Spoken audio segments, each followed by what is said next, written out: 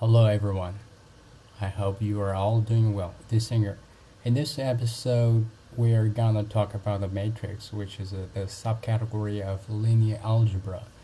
Normally, when we read a textbook or get our hands on the matrix, it's in the form of like this.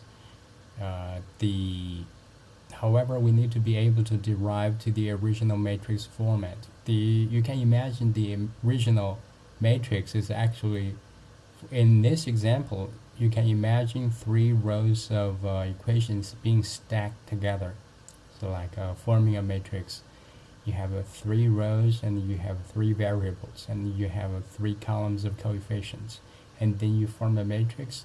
However, in order to simplify, we just strip away the variables, where you can imagine we just extract those coefficients on the left side and form a matrix, that is matrix A, and on the right side the equation's results, then we can extract those results and form another matrix, that is matrix B. And the most important part is to understand the inverse function, because sometimes a little bit confusing. To apply why we need to apply the inverse matrix on both sides of the matrix, or the both sides of the equation, because it's the same.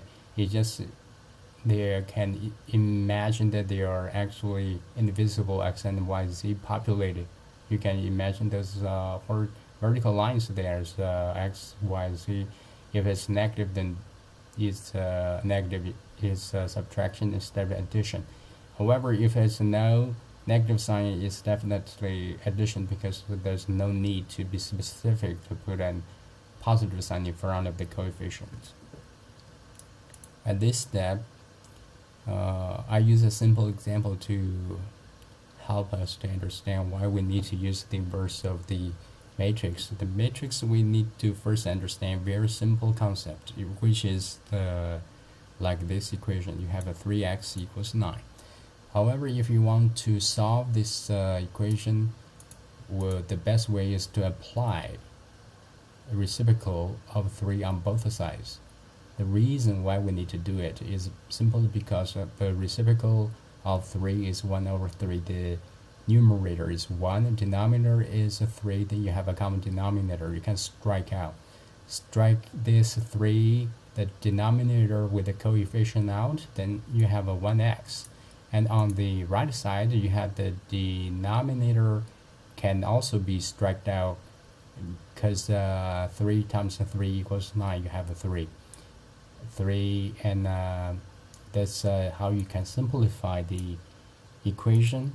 And then at this step, actually, if you have a coefficient of 1, you can just strip the 1 away, because you divide both sides by 1. It doesn't do anything that is significant about it. So the simple example, how we can solve this, you remember that we need to have the left side is like this coefficient. We need to multiply by its inverse, is the reciprocal. This inverse is this one's reciprocal value, 1 over 3, and then they multiply together.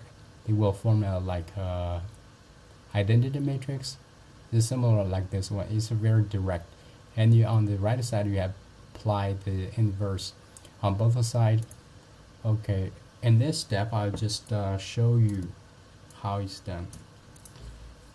For example, if we have because we applied inverse on both sides, then on the left side we have a identity matrix, then which has characteristics of diagonal axes are being populated with ones, and the upper triangular area is populated with the zeros, and the lower triangular area are also populated with the zeros.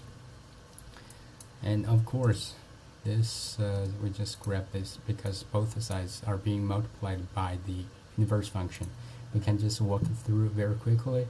You have first extract the 3 rows stacked and form the matrix, original matrix with variables, and then you extract the coefficient and form the first matrix, and then you extract the results on the right side and form the another matrix, and then you use the formula to calculate the matrix. Because it's put in one cell, however, the results will spill out and expand 3 columns, 3 rows to form a matrix and square. So after the inverse calculation, mostly we actually can ignore the left side, because the left side, I'll show you later the reason why we only, after the inverse of the original matrix, we only need to just focus on the matrix B and multiply matrix B using the formula, because you can see it, although the inverse matrix has 3 columns, yet the matrix B only has 1 column. But it doesn't matter, because it's 3 variables. It represents 3 variables, so because it's already like a matrix on the left side, so it definitely can be multiplied. This is the multiplication. For example, we achieved the identity matrix on the left side. It has this characteristics. However, when I have a closer look at it, it's just 0 times y, 0 times 0. You can imagine those as zeros, big zeros. Just for better visualization, we can remove them. And this also we can remove them, because it's a series as coefficient, and remove this one. Then that's why we can ignore the left side, because it forms an identity matrix. The first row is x directly.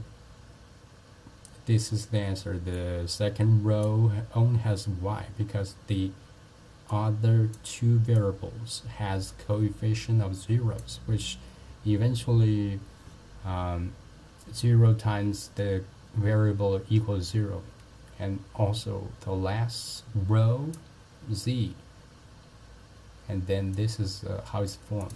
This is the logic behind it. You can let's just do a recap. You first have maybe this is for your understanding. If you get familiar with this concept, you can ignore the first step. However, when you are doing like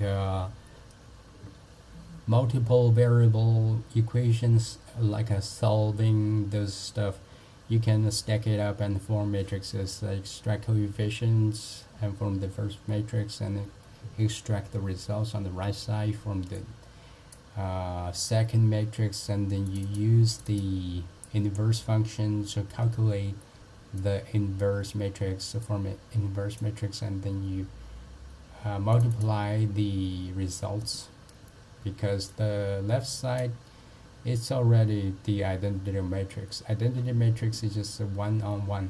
The first row just equals the result.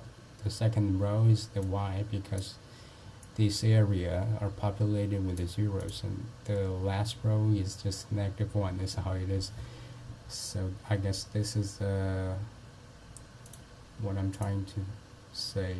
This is also the same stuff. You can use Python to do it, and it's the same. This is the identity matrix. You have a diagonal that is populated with ones, and upper triangular area populated with the zeros, and the lower triangular area that is filled with the zeros, and then you have the answer here.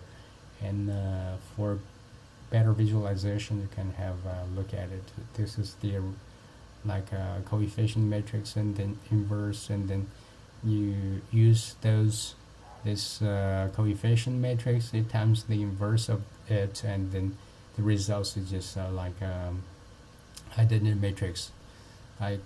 In the Python NumPy library, if you want to create identity matrix, the function, the method you call upon is I. You call I. Maybe I have a quick look at it. This is how it is. For example, it's identity. You can also use I guess this already maybe identity. You can have other value, just how many. It's a matrix, so the parameter, the argument that's associated with it, just you need to pass just one numerical value because it's a matrix. I guess this is pretty much it. Thanks.